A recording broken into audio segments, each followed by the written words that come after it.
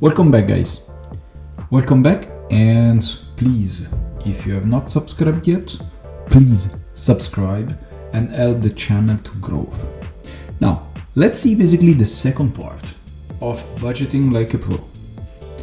Now, we will see some practical budgeting example, and I will invite you to really keep it simple. As the KISS principle say, keep it simple, stupid. Not of course because you are stupid, but just let's say, let's use this KISS principle. Has been created or has been, let's say, discussed about that many years ago by a guy who was lead engineer in Lockheed Martin. And the idea of the KISS principle was really to have a plane that could be repaired in a work zone by an average mechanic with average tools. So it's more or less a variant of the famous Occam razor. So let's try to use a very simple solution. And let's consider that you should have more or less 4 accounts or 4 funds. First of all, emergency fund. The emergency fund, it's really important, and is the first thing that you have to set it up. Usually it should be between 3 and 6 monthly expenses. Some people use salaries, so between 3 and 6 salaries. This is more or less up to you. You have to consider the risk factor, the level of comfort that you have, and then usually you put this money into a high yield savings account or a money market account, or you can also put in a money market ETF. Then, second account. It's a bank account where you keep 2 or 3 months cash expenses. And here again, it depends on your risk factor.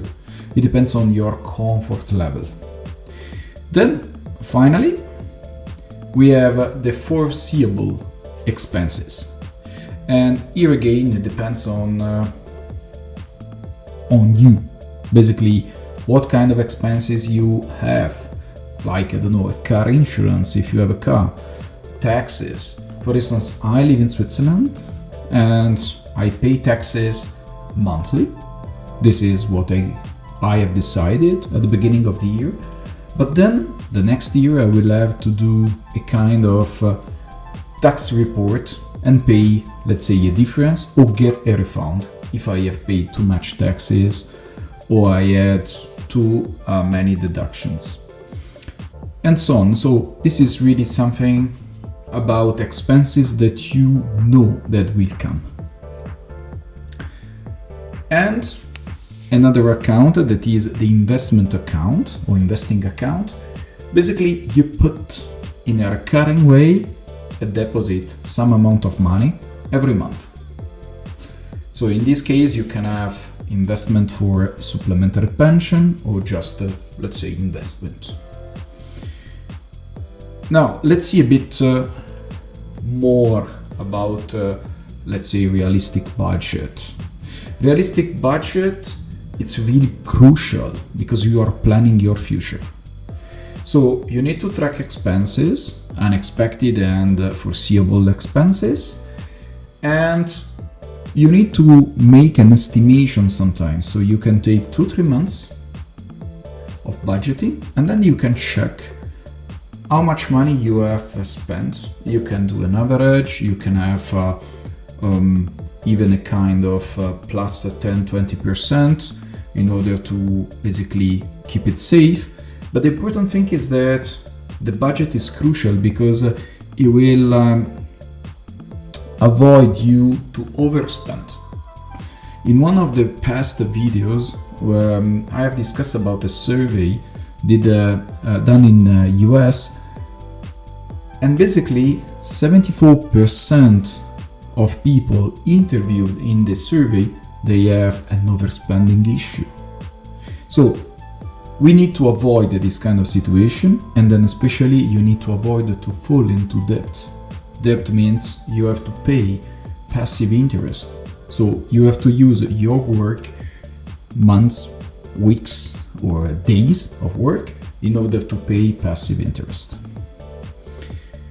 Now, emergency fund, we talk about 3-6 months, and you can create monthly in a let's say in a very simple way, or you can create in a priority way.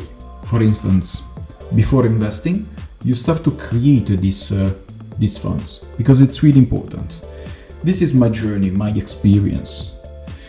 You have always to consider some kind of factors. It's a personal experience and is based on my comfort level. I have a stable job, I don't have debt, I don't have kids, and I have a basic lifestyle. I keep 6 months of expenses. If you want, you can choose the salaries. Again, it depends on your comfort level. And then I have created it before I have started investing, because I needed to be safe.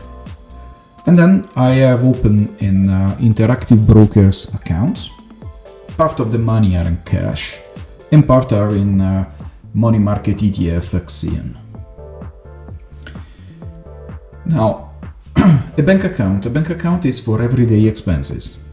You need to have a kind of buffer, so you can have a kind of estimation of these everyday expenses. I advise 2 or 3 months of expenses or salaries. That depends again on you, on your comfort level. You can even put more, there are no problems. And it's created usually monthly. So every month you put aside a certain amount of money for this bank account. In my case, I keep 2 months of expenses.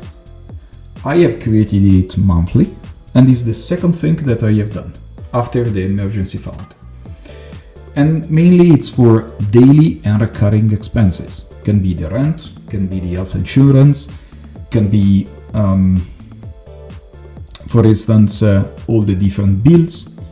Because you have also to consider one important thing, that basically salaries can come a bit late, or that can be some kind of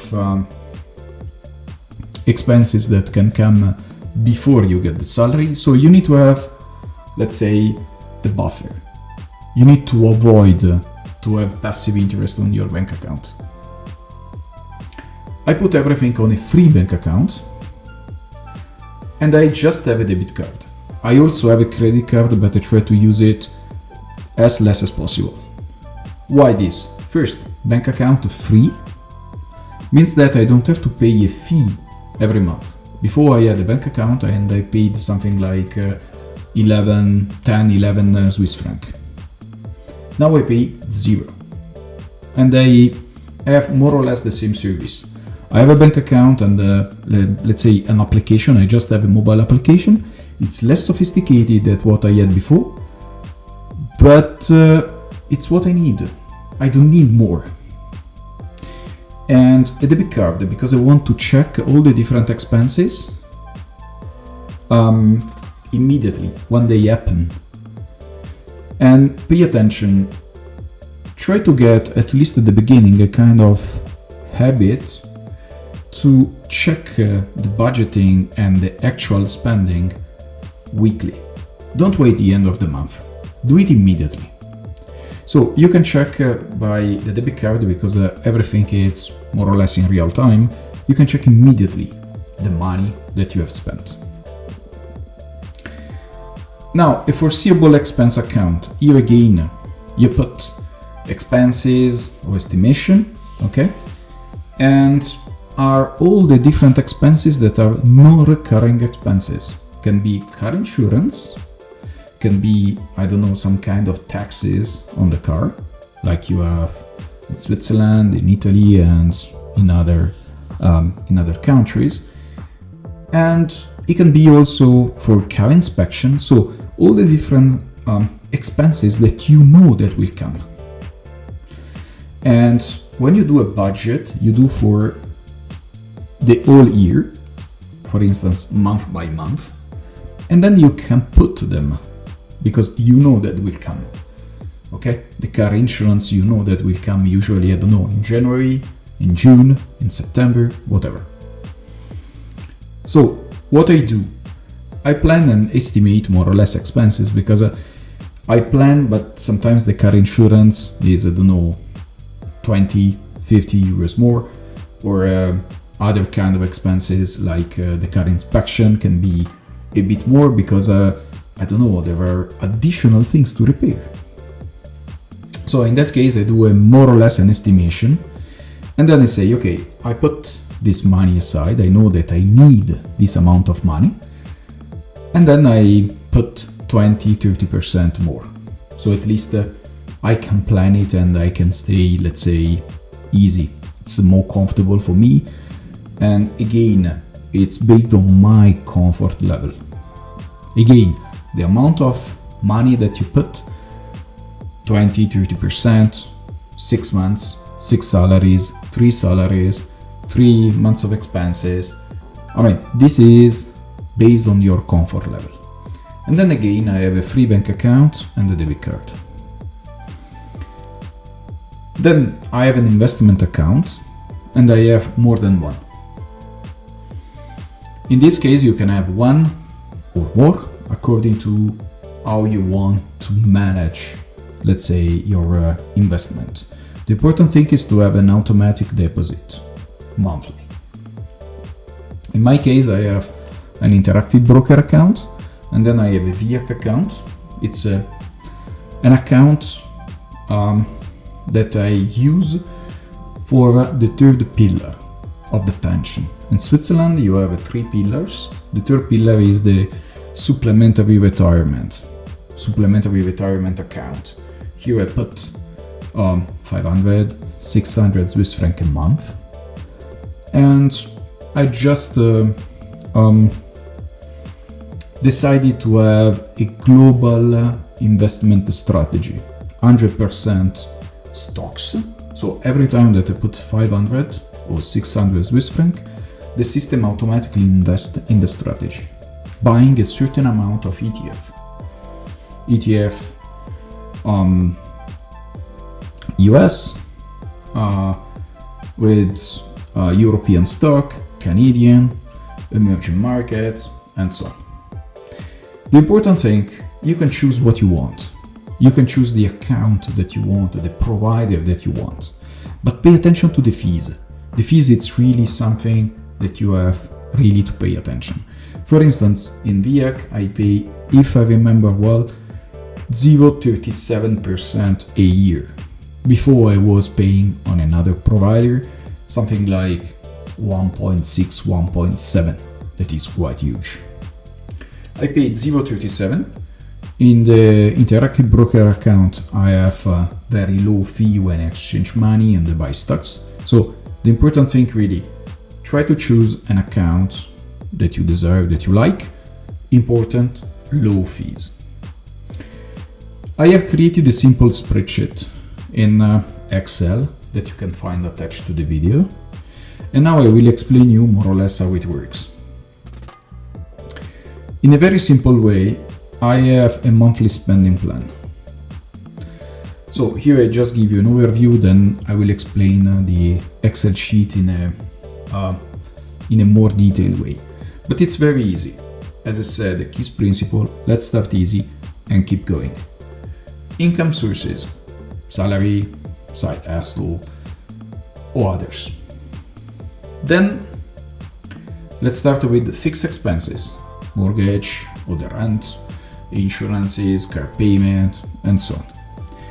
Then I go with variable expenses. In this case, I just do an estimation. Again, I can consider 2-3 months of budgeting, and then I can tune a bit to the values. Here I just put some values random, okay?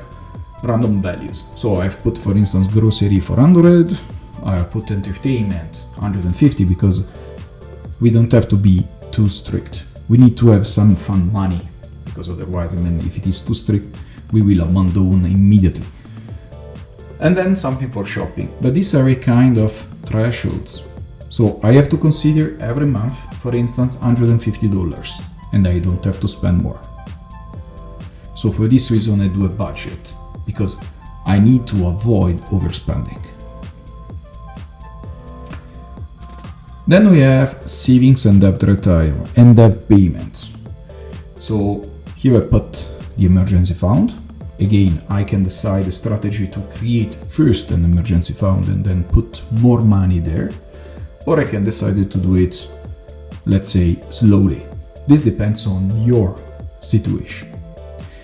Then I have investment. Here I put 800, debt payment 200. Pay attention that this kind of exercise, it's really important, because you have to reach the financial freedom, the financial objectives that you have defined. You need to design first a life that you would like to see, that you would like to lead. You need to define financial objective, financial goals. And the budget is the instruments. It's a really important instrument to arrive there. So it gives you an overview. And for instance, I have a summary that gives me an overview of the total income, total expenses, savings, debt, and so on. And with this overview, I can decide, I can investigate a bit more where I waste money, where I can save up more money. And if I don't have the control of my expenses, I can arrive at the end of the month that I have zero savings, maybe I have debts, maybe I have not enough money to pay the bills. And then again, we come back to an emotional stress situation. Start with the monthly budget. Here it's a very simple spreadsheet. So I try to adhere to what I have said about the KISS principle. So keep it simple, stupid. Really, something really simple. I prefer to have a simple solution that I can use, I can tune, I can expand a little bit. So here it's very something basic. So I have some tables as the ones that I have explained into the video. So I have the actual summary where I put the total income, the fixed expenses, the variable expenses, the savings, and so on. And then I have all the different tables where I detailed a little bit more by category the amount of money that I spent. Interesting thing is about the variable expenses. In this case, I have a column budgeted and the column actual. So this is what I have planned to spend.